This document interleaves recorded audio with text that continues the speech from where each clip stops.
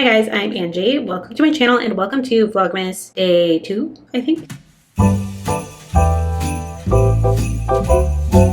So I'm currently in New York. I'm in Brooklyn specifically, and I've been here for a few days. I was here for Thanksgiving, and it is currently the day after Thanksgiving, but I still have a few more days here. Today, specifically, I want to go to the Bodice.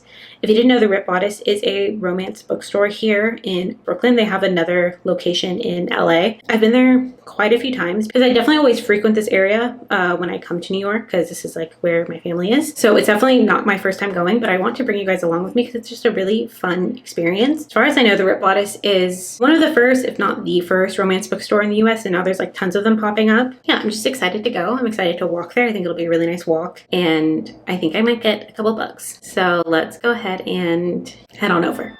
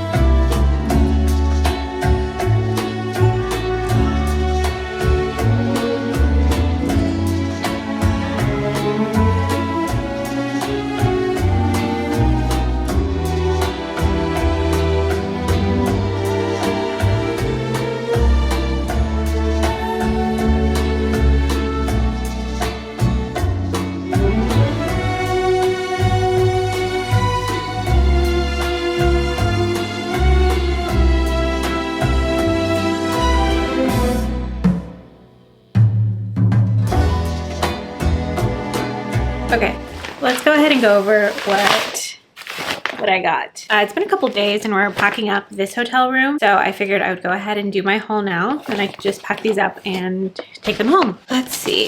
So I ended up getting, technically I got 4 books, but one of them was a baby book that I gave to my niece. So I got 3 books for myself. I actually wasn't really expecting to get quite that many books, because I haven't really been in a book buying mood, and I was thinking like I'll get 1, maybe 2 books, but I feel like this 3rd book just really jumped out at me, and I really felt like I had to have it, so I got it. And I'm really happy with my purchases, actually. I'm very excited to own these books, to read them. So we'll just go ahead and go in the order that I picked them up. So the first book that I picked up was The Wedding Witch by Erin Sterling. This is in a series. The other 2 books are The Ex-Hex, and then I think The Kiss Curse is the second one. So the other 2 books in the series are actually Halloween books, but this is clearly a Christmas book, and I've been wanting to read the 3rd book in this series because I like the other 2 books, but it did just come out, so I haven't really had the chance to read it, and I thought, why not pick it up? The characters in this this world, they live in this town, like a very like witchy town, and it's just super cozy. The other 2 books that I've read in the series are just super cozy and super sweet, and I feel like this will be a very easy, cozy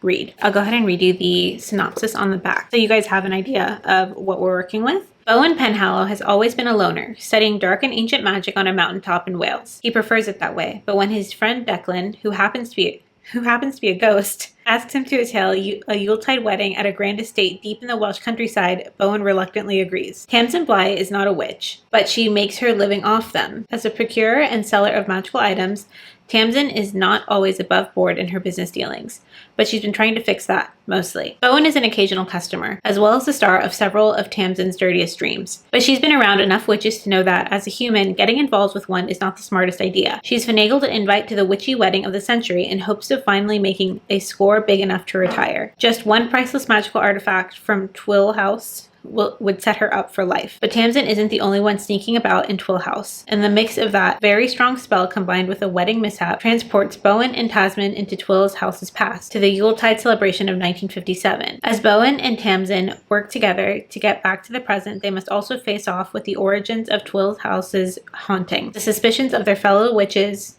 Oh, and the fact that somewhere between the mistletoe and the bonfire, they might be falling in love. That's cute. This is actually so different from the other books in the series. Like I said, the other books take place in this like cute, cozy, witchy town in the US. And I mean, I knew that there were Welsh characters in this like story in the series. Bowen is one of the three brothers that like end up falling in love and stuff like that.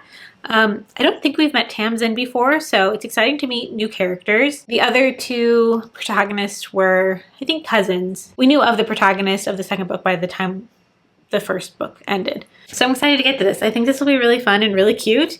I kind of like that there's like this, like they go back in time to the 50s. I think it'll be really cute. Maybe I can try to read this on the plane home. I think that would be fun. And then the next book that I picked up, it is a book that I think I've heard of like once or twice, but I think it's a really interesting book. As someone that lives on the internet, I think it could be a really fun read. And that is Everything I Need I Get From You, How Fangirls Created the Internet as We Know It by Caitlin Tiffany. So obviously this talks about like fan culture and fandom culture, fangirl, stuff like that.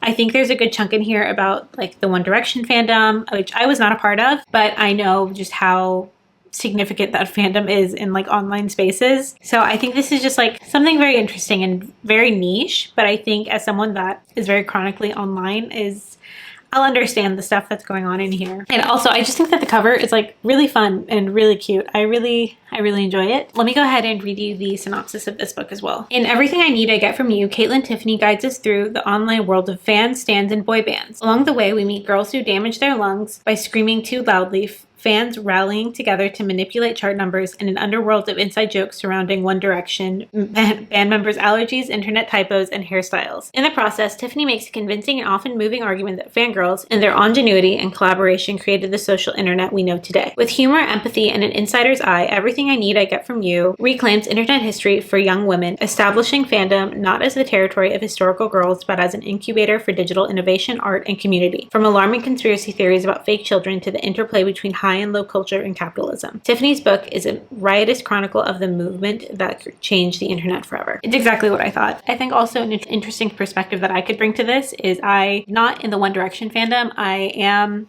definitely in K-pop spaces, and it's very similar. Okay, and then the third and last book that I bought, or of the ones that I'm showing you guys, was one that I was not expecting to get, but I kind of just picked it up at the last second. I couldn't resist. I had to get this book, and that is Ruined. It is by Sarah Vaughn, Sarah Winifred Searle, and Nikki Smith, and it is like a historical fiction graphic novel, which is just crazy. I'm obsessed. I cannot wait to read this. It just looks so cool. I love historical romances. I love that, that it's like, illustrated, and it's beautiful too. So I can't wait to get into this. Pretty long too. I wonder if it's like this is one whole story or if there's more. It looks like it's just one story. So I'll go ahead and read you the synopsis. The whole town is whispering about how Catherine Benson lost her virtue, though they can never agree on the details. Was it in the public garden or a moving carriage? Only a truly desperate man would want her now, and that's exactly what Andrew Davenor is. His family's estate is in disrepair, but Catherine's sizable dowry could set it to rights. And Andrew seems to be keeping secrets of his own. Braced to endure a loveless marriage, Catherine finds herself inexplicably drawn to Andrew, but giving in to her desire could destroy everything they've built. In this richly detailed Regency romance, duty and passion collide in a slow burn tale of intertwined fates. I'm obsessed. I can't wait to read this.